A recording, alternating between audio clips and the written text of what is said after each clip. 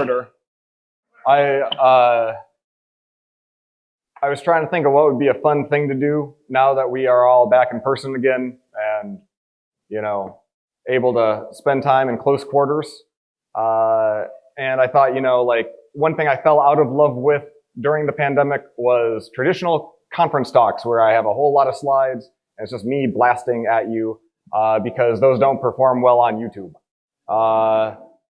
And so this time I thought it would be a lot of fun if we had a more interactive session.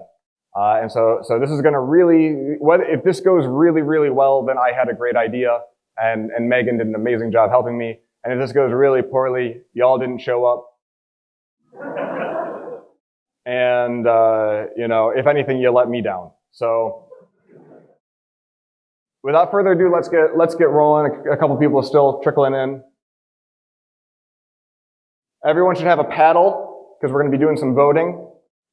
Green means you vote for a measure, and red means you vote against a measure. And if you're red-green colorblind, just ask the person next to you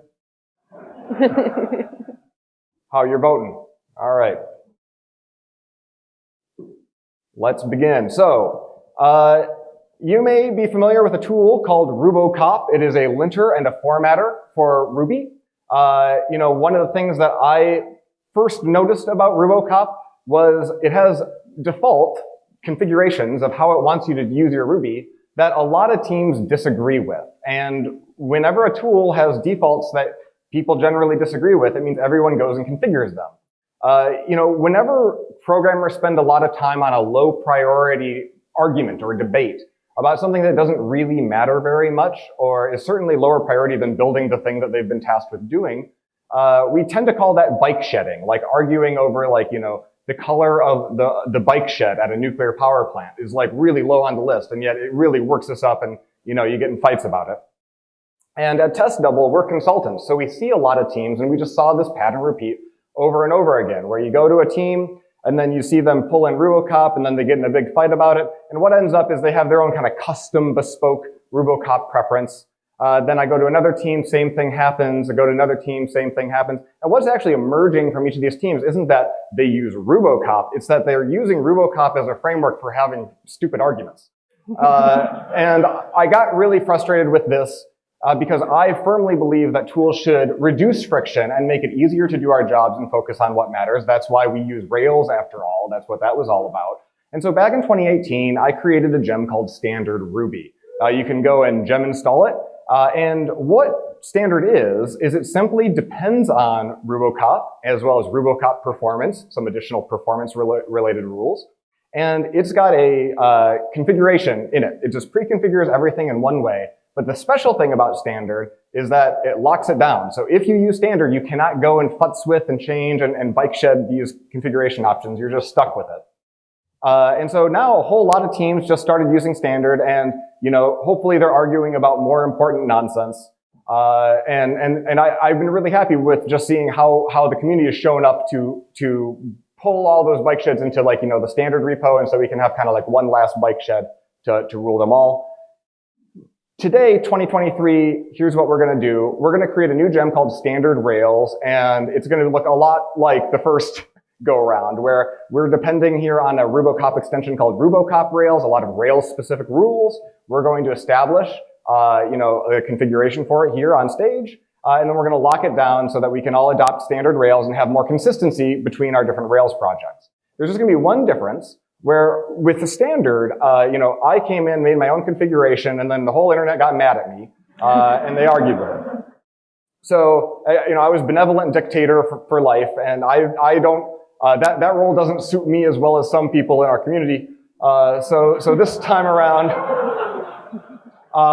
we're going to give democracy one last chance, and put everything to a vote. And so here's Standard Rails, you know, you'll vote on everything, and then that's you right there. And then so everyone can get mad at you. So you know, what I'm doing here is I'm optimizing for developer happiness, where I'm the developer and it's my happiness that I'm optimizing for. And so now you know the basic goal of the day. I'm going to hand it over now to my wonderful co-presenter, Megan Waller. and she's going to discuss the ground rules. All right. Let's sort of like just set the scene here. It's all of us against him. The rules that we don't get to, he's going to get to decide on. So let's get through these quickly. All right. So ground rules that we have here are... Okay. We thought she'd be able to see the screen a little bit better. So go ahead. All right, so you're going to use your paddle to vote. I want everyone to be able to raise their paddle high so I can see it. Green means you agree. So if you are putting up red, you're saying you're not voting. Let's see everyone's green paddles. Okay, there's looks good. It's looking pretty good. That looks great. So the way that we're sort of thinking about standard Rails, and when we're thinking about the things that we do want to turn on, these rules should make sense when they're applied to pretty much any type of application. And so if someone is using standard Rails for one project and they're not able to use it for another, then like we all have failed. So we also are going to look out for rules that tell people what they should do with their apps or what they shouldn't do with their apps. So like restricting aliases, things like that, instead of like just mandating specific APIs. So keep that in mind as we're voting. It's not just, I guess it's not just like the things that are like your little pets favorite rules that you want to have enabled. Like let's keep the whole community in mind as we vote on these rules. And we really would like to try and optimize for portability. So if there's a built-in that would prefer that you use active support alias versus a Ruby core method, be more portable for us to be able to use the Ruby core method. So if a vote is too close to call, that's telling us that there's probably too much like tension between it. It's kind of divisive, so we're just going to disable it. That will be the default option there when it's like a photo finish kind of vote. And any rule that gets enabled by y'all that we disagree with, you will have a little sponsor read from us now that the Bird app's not really a place where we can go to air our grievances. So that's what's in store for y'all. So we have 40 minutes. We have tons of people here, and we have 4 of these flip charts with 30 pages each full of rules. That's 120 rules for those of you keeping score at home. So let's keep the tempo up. In order to maximize the amount of time, I also have these 30-second time sand timers. Wow, okay. We'll be using these when we hand the mic to anyone who might have a thing to say about a rule. You'll have 30 seconds to say what you want to say. All right, so let's do another practice vote now that we have all the ground rules established. If you agree and you want to vote and you want to be a part of this process, let's raise your paddles up to the green side. All right, looking good. Let's go. The yays have it. All right, so now on to the main event. You know, it's the end of the conference. I know that everyone's really, really excited and the energy is really super high, but I'm going to ask you all just to chill a little bit. We're going to do this politely. And because there's 120 rules, we have pre-sorted it for you in spiciness descending. So we've picked out some of our favorites that we think are going to lead to some interesting discussion. Here's the first on the list, active support aliases. So what this rule does is it checks that active support aliases to core Ruby methods are not used, meaning like don't use append and prepend on array when those are active, support methods. Instead, use, the shovel operator and unship. Now, one of the funny things, if you've been doing Rails for a long time, is lots of built-in standard, Ruby methods started off as active support, custom aliases, and then found their way into Ruby. So to just turn them off is kind of cutting off that, path. So I've just shared my bias. In terms of like how we're going to conduct each of these, we'd love to give somebody from the audience a chance to make a case for or against enabling a particular rule.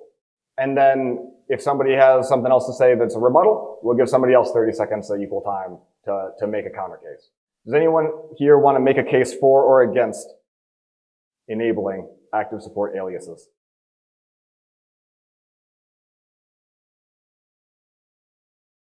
Somebody's got a hand up. All right. We're going to bring a microphone to you so everyone can hear.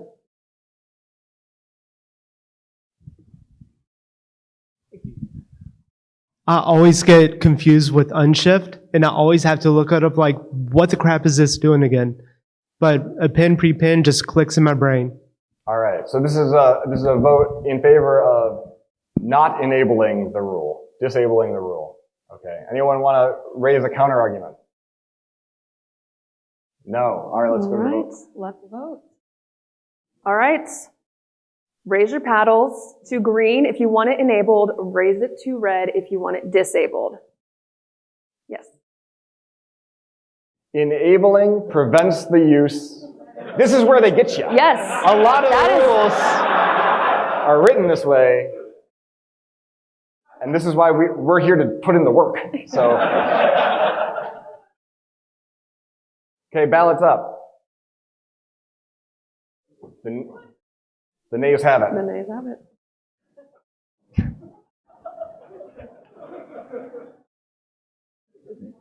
Disable. All right, so next up, we've got create table with timestamps. So here it's saying, if we enable this rule, all tables that you define in your migrations must have the t.timestamp. timestamp. So the created at and updated at columns must be defined, unless it looks like a joiner table of just like these different IDs. Anyone want to make an argument in favor or opposed? Okay, we're going to get the microphone to you so you can. One more time for the video. There are sometimes append-only tables, so we don't want to have updated at on them. Append-only tables, so you don't want to have updated at because they're never updated. Got it. Okay. Anyone want to? So that's an argument then in favor of enabling it. Or wait, no, of not enabling it. See, you got my back. Okay. Aaron.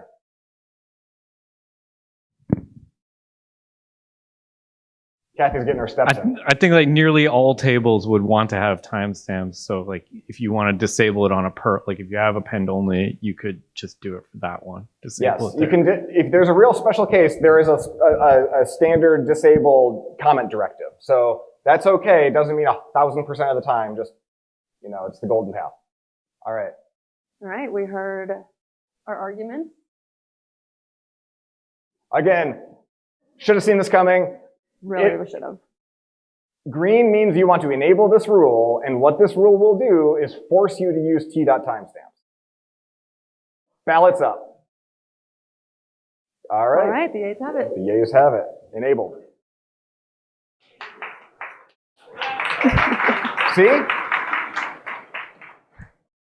Just 4 or 5 more hours and we're going to be through this thing. All right. I hope you don't have any flights tonight. All right. So Rails freeze time. This identifies usage of travel to, which time travels the not the system clock, but Ruby's idea of what the system clock is, with an argument of the current time. And then if enabled, this cop forces you to use freeze time instead. Anyone want to chime in? We had a very emphatic raise back here. Did you have a comment in the red back here?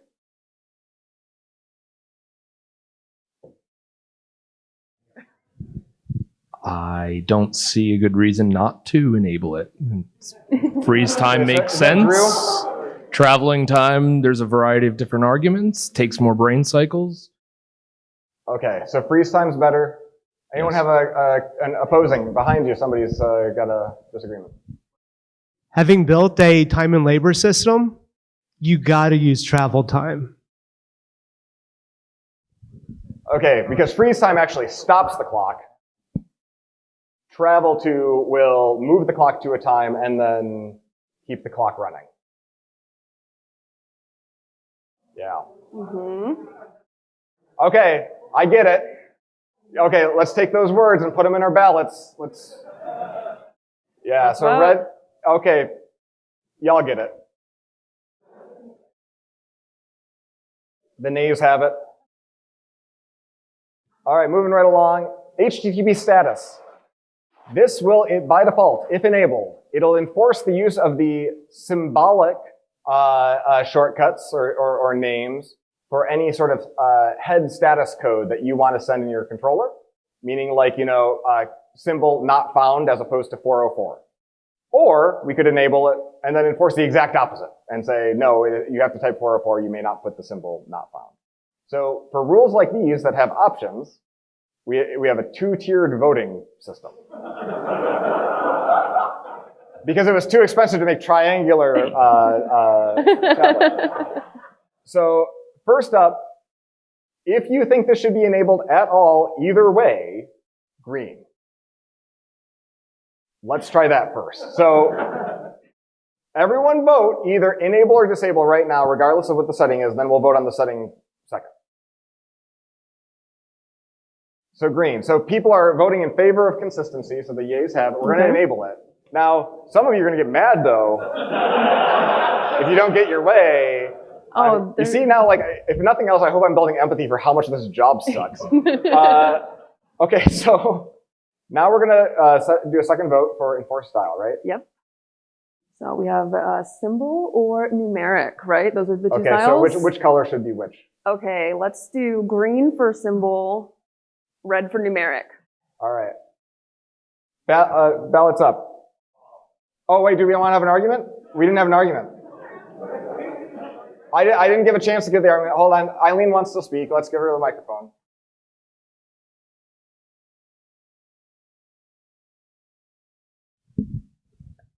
This is, do people actually use this? This is bonkers. It's the same number of characters. It doesn't make your code better. I hate both. There shouldn't be a choice. Digits in a word. This should be disabled. Okay, well, Eileen missed the boat. Okay, anyone have a comment about, we'll take one comment on symbolic versus numeric. And Kathy keeps picking the people furthest away from her. I'm not picking. They're doing it. If I'm searching the code base, it's easier to search for the numeric codes than words that also are used all over the place. And I have to look up all of these anyway. So, numbers. All right. Okay. Hey, let's not get carried away in this sort of populist fervor. Call vote? Yeah, let's vote. All right. Green for symbols, red for numeric. Wow. All right. So the left side of the room is mostly green, and the right is mostly. I don't like this. Does that mean we get to disable it? Do we get to disable it? This is too close to call, and therefore the rule is disabled.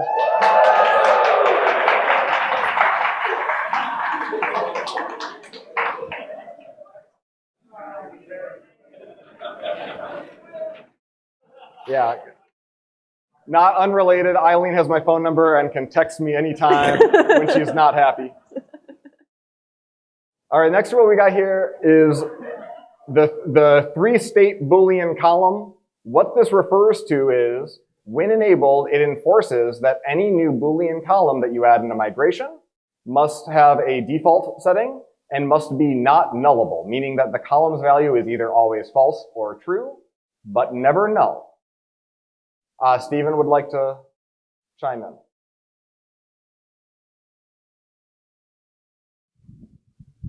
This is terrible on any code base with a very large table or a number of very large tables, because you can't, safely doing this is hard. So more clearly, you want to not enable this. I want this disabled, yes. You want this disabled Right. because if you have a large table, Yeah. it's bad. I can't, yes. Okay. Wait, what does disable mean again in this case? Okay, so here's a way to look at it, everyone. If we disable all the rules, then it's like this just homeopathic thing that prevents us from having any constraints on how we, write our code. So disabling everything means we're allowed to do whatever we want. Enabling things disallows us from doing something, and in this case, that something is nullable Boolean columns. So if you enable it, you can't make a nullable Boolean column. And he wants nullable Boolean columns, which means he does not want to enable it. Because defaults are expensive on large tables. There we go. Any counter arguments? Hey, Aaron, here we go. Landon. I think it's frustrating the other way because it's like developers are lazy and like they won't set a true or false, and you have a null and you don't know what it is, or something will happen and you're looking at the database later to debug something and you're confused. Okay. So, Are we feeling like we're ready to vote with all this information? All right. Enabled is green. Disabled is red. Let's vote. oh wow, this is close. There's some late-breaking nays. All right. I don't know. I think the A's have The this Yays have one. it. And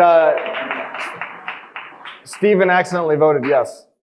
He's just catching that now. No one to blame but yourself. All right. Rails blank. This rule checks for code that can be written with simpler conditionals using object blank defined by active support, as opposed to like nil or empty or present. So let's get some comments. Yeah, maybe. anyone have anything to say about this one? I think everyone's still working out the algebra. Yeah. If enabled, it will force you to use blank whenever blank would be terser. Blank is defined in active support. Nil and empty are defined in Ruby. Noel's got a comment. Point of order.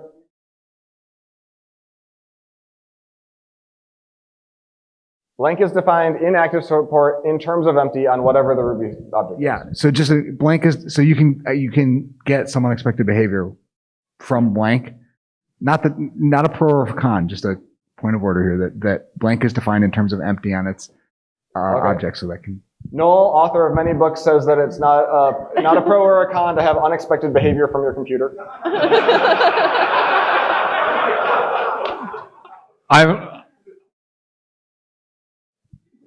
I'm in favor of this one because I'm trying to be more present. All right. So on one hand, your Ruby code is less portable, but on the other hand, you made a pun. Yeah. So. All right, let's vote. Green enable. The Yays definitely have this All right, one. the Yays definitely have it. Oh, fun story. Megan and I disagree with you all, so Yeah. now you get your first sponsor read. All right. Is this for the newsletter? Yes. All right. You've Got Mail isn't just a 1998 classic by Nora Ephron. It's your reality when you sign up for the Test Double newsletter. Get updates, insights, expert tips, and more from our Test Double double agents. Sign up today at testdouble.com/newsletter.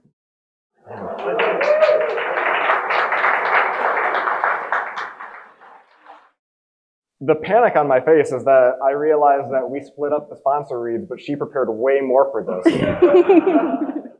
Lower your expectations for when it's my turn. Next up, environment variable access. Wait a second. We enabled the last one, right?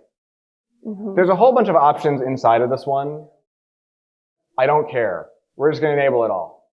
You were that enthusiastic. We'll fix it in point 1. Environment variable access. What this would do is prevent you from using the environment, all caps The big env N, yeah. hash, hash-like thing to reference and write environment variables. Instead, you'd have to use Rails application secrets or config to read and write them. Any comment? Anyone want to chime in? Don't be shy. Voting yes means you can't do it. Yes, that's the theme of the. This is why RuboCop is so popular. No comment? No. Oh, we got one over here. Yeah. What about if we don't? So I'd vote against not enabling this. I think I got that right. if we don't use secrets or if we don't want to store anything sensitive in config. Then you would want to disable this rule. If you want to be able to use env, then you just vote to disable it. Okay. So I think that might be, but A person behind us Indecisive. maybe have follow-up?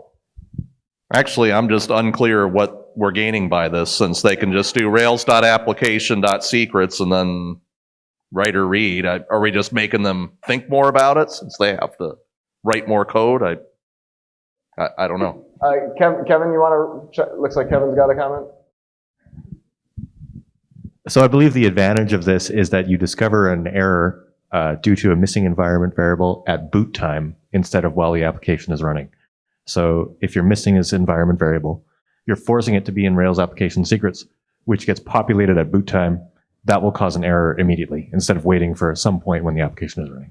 Oh, knowing murmurs. All right. With that in mind, let's vote.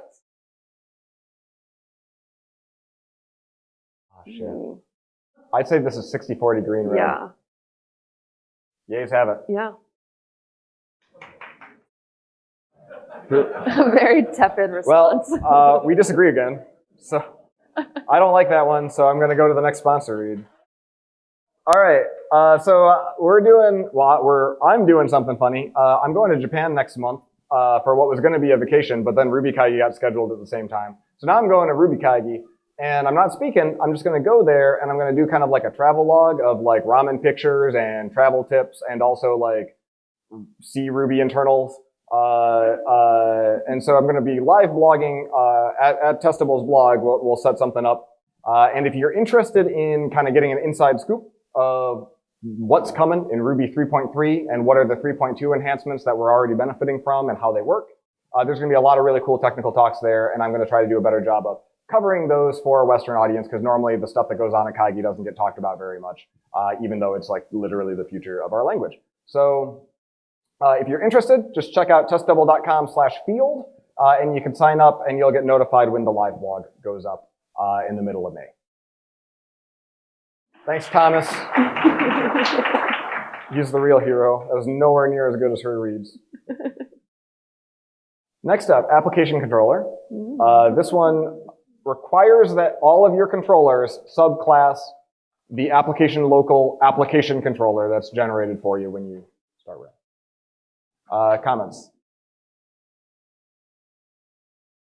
And I've bundled up like 5 of these. There's like 5 rules just like this. So, Yes. so after we do this one, we're going to do a speed round on the subsequent ones. Just learned today from the Rails engines talk that if you want to decouple your application logic from your engine, you can do action controller base instead of doing application controller. So that would be an argument for disabling this. Thank you. You see, now there was a comment where somebody said to disable or enable as part of their argument, and it was much clearer. Just a point of order. The explanation given on the previous one on what gain this is giving us is helpful in general. So if we could have someone provide a, hey, this is why it'd be a good idea as a part of going in, that might help the dialogue. Feel free to offer those whenever you'd like. Aaron. So I like this particular rule because we can put application-specific stuff in our application controller. Like that application controller constant is controlled by your application versus action controller base, which is owned by Rails. So you would want to put any like common methods in the application controller versus monkey patching Rails, which we all know is bad.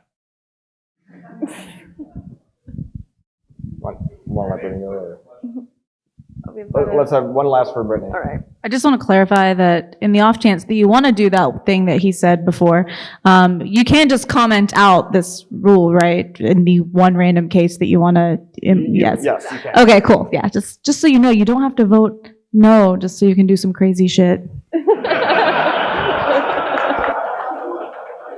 All right. Let's vote. All right. Yays have it. All right. Well, congratulations, because this is another sponsor read. Because I don't like this one.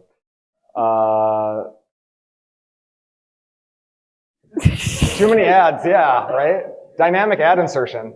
All right. This one's on Megan. All right. So we officially have a GitHub organization for standard RB. All of our officially sanctioned standard plugins are going to live here. If you're excited about bringing standard to a new library, we're excited as well, but please don't use names like standard-rspec without talking with us first, and we can work together to get those things going. So just check out our GitHub org to get involved in any new standard plugins that are coming out in the future. All right. Thank you very much for that. Okay. So like I said, this is going to be a lightning round. We're just going to vote on the next 4 or 5. I vote for chaos. I think we should just alternate whether we support these. So application job. Should they extend from application job or from? All right. Okay. You guys sure. have it. Does that mean another sponsor read? Yeah. Like, no. Okay. Application mailer.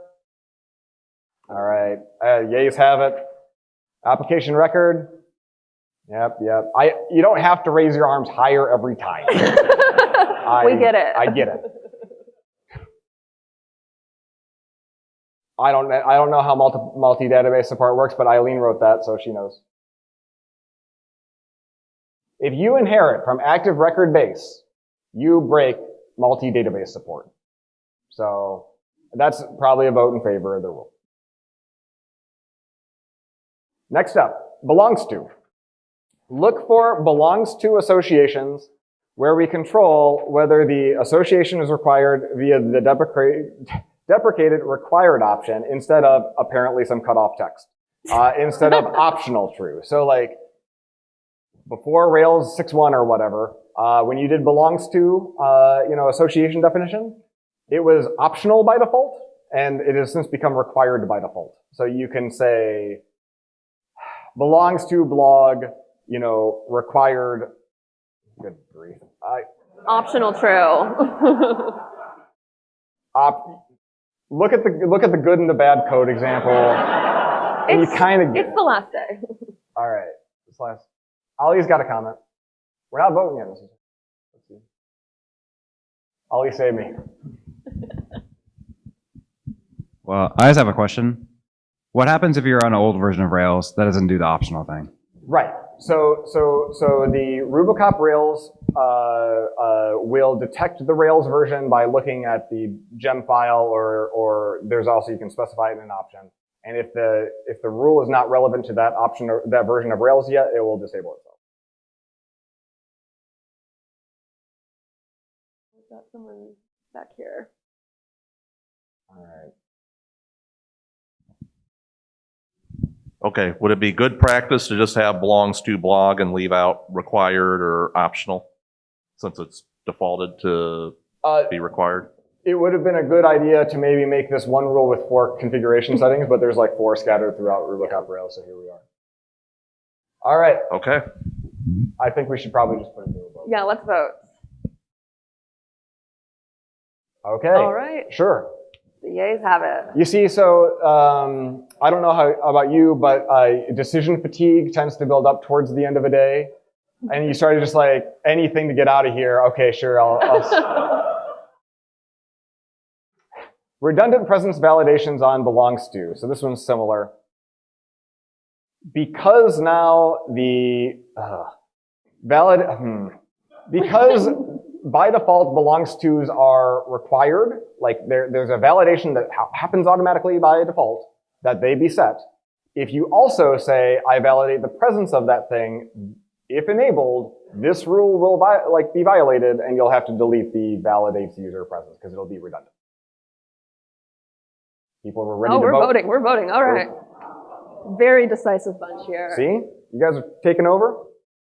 I feel better about you all taking the blame for however this goes. All right. Ready and eager. Next up, action controller test case. This one, you may recall that in Rails 5, controller tests were deprecated. And instead, integration tests and were the preferred, alternative. We're now at Rails 7, which is 2 Railses later. And if enabled, this rule would say, hey, no more controller tests. It'll actually trigger a violation for every controller test. Anyone have a comment about whether or not? Who feels strongly about this? Okay, so somebody shouted impolitely, but audibly that it's going to be a huge. In favor of disabling, this is just going to make a huge amount of noise if you run it on, try to adopt this in a code base that wasn't already using this rule. It's true. And not easy and quick to change either. It's not just like switch some syntax, it's rewrite your tests. Any strong counter arguments? I've got lots of counter arguments against RSpec 2. I just want to say you don't have to include standard Rails, this gem in your old code base if it's going to cause a bunch of issues like that. That's true. I mean, he's not wrong. All right. Shall we vote? In favor is green. Oh, this is too close to call. Is it? Oh, it might be. I think All right. this session's turning me colorblind. Yeah. All right. Too close to call? Too close to call. I think we got to. We're going to have to disable. Oh, this is a fun one. So this action order cop mandates the order of your public methods in your controllers to be first you define index and then show and then new and then edit and then create and then update and then destroy. And if it's out of order, you're in violation. Anyone have any comments? Yeah. I kind of like it. I guess Aaron said it better, but I was going to say this is ridiculously pedantic and really annoying. Like, who cares? Like, is this what keeps you up at night? So that's an argument. It's an argument against turning this on because it shouldn't matter So what the order is. It doesn't. quadruple negative, it's a vote to disable. One more counter argument? Everyone knows that if you're being pedantic, the proper order is alphabetical. That's All right. Let's vote. Oh. this is too close. No, okay, no, not too close to call. I'm gonna. I mean, it's too close for my comfort. That's right. I don't like that we have this many greens up. But it was like 60-40 red, right? Yeah. All right, so the nays have it. Here's another rule. I got plenty.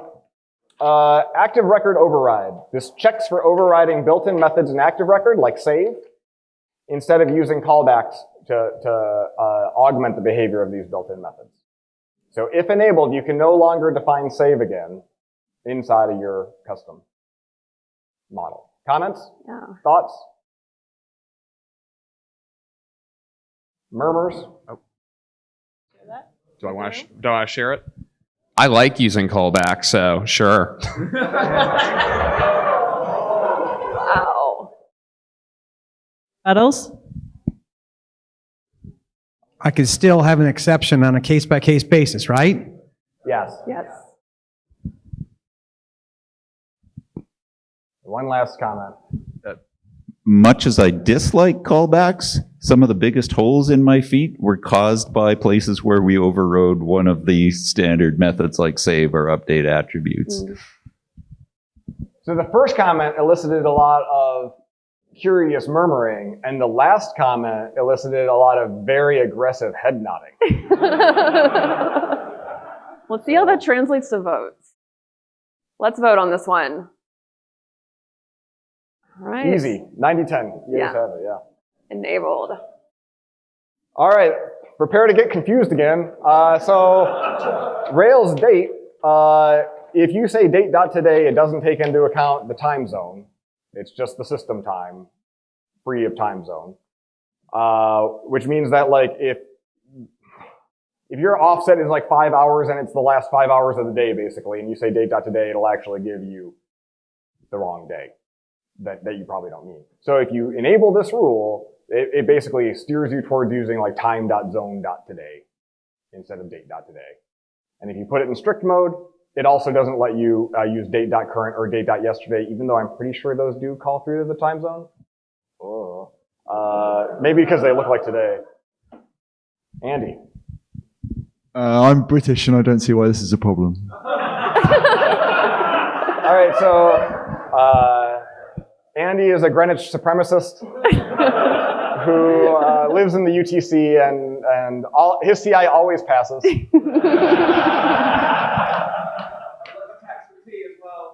I have a code base that has many devs in it and is riddled with these bugs, these time zone related bugs, and where our test suite doesn't pass at the end of the month for reasons. So I don't care if you put it in standard or not, I'm turning it on as soon as I get home. All right, let's vote. Yeas have it. Yes, they do. So, all right. Sorry that this isn't that bright in Ruby, but. What's our enforced style for date? Enforced style, we're going to keep it flexible because Matthew Draper reacted really negatively when I explained what the strict mode does. And he's smarter than a lot of us, at least me. All right. So we actually just, we're coming up on time. We only have a few minutes left, which means we're going to go to the lightning round, where we're going to go by spicy order ascending. And we're going to try to get through just some of these extra rules while we can. So we're going to go as fast as possible, not really explain what the hell is going on, and allow votes. No more arguments, just votes. And we'll see how many. We'll see what happens. Fun. Okay, so where not, so you can't write not equals and not inside of your queries. Instead, it coaches you to use where.not. All right, let's vote. Hands up. Turn it on. Where missing. So instead of doing that janky left joins thing where you're like, hey, is that association not there or there? Use the very cool dot missing method, which I forgot existed. Which somebody just learned, I'm sure. Yeah, it's pretty cool. All right, yays have it. Unused ignore columns. So if you ignore a column and it doesn't exist, it'll tell you to stop ignoring the non-existent column. Cool.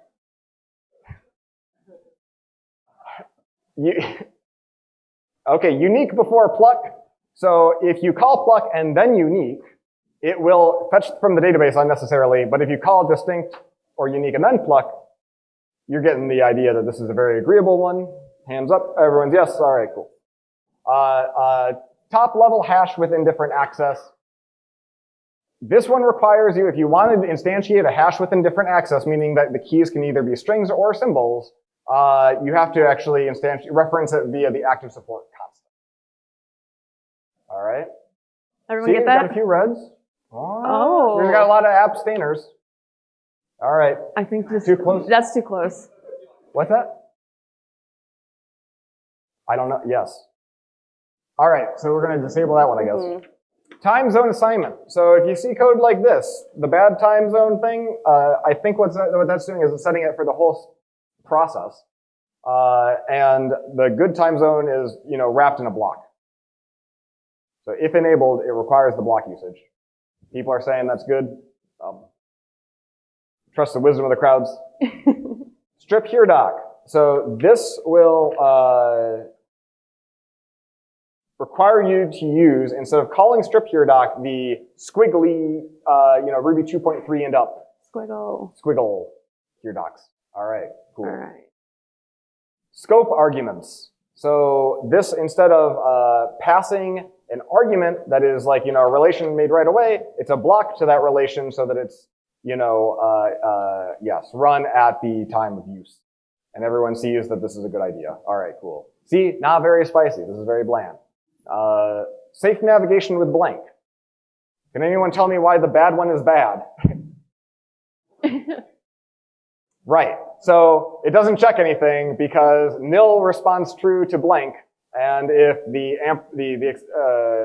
ampersand, what's the right name for this operator?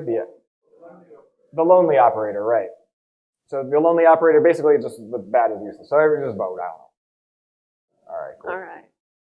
Now safe navigation. Now this is try bang does exactly what the lonely operator does now. It just predates it. So So this says any try bangs should be converted to lonely operators. So let's vote on that first. Okay. Now there's a second mode here called convert try. So try non-bang, which will not raise, it will not raise an error if it's not defined. The behavior is not identical, is the point, between try and the existential operator. You all get that? Something about what it responds to. Does anyone want to take a flyer? Yeah. So try does what with respond to? We don't know for sure how this works. Right. So who wants to turn it on? See what happens. Yeah. All right. Let's not turn that on. Yeah, let's keep it at the default. Okay, so we're right at time. This was an experiment, and it had a result. It definitely had a result. It definitely had a result.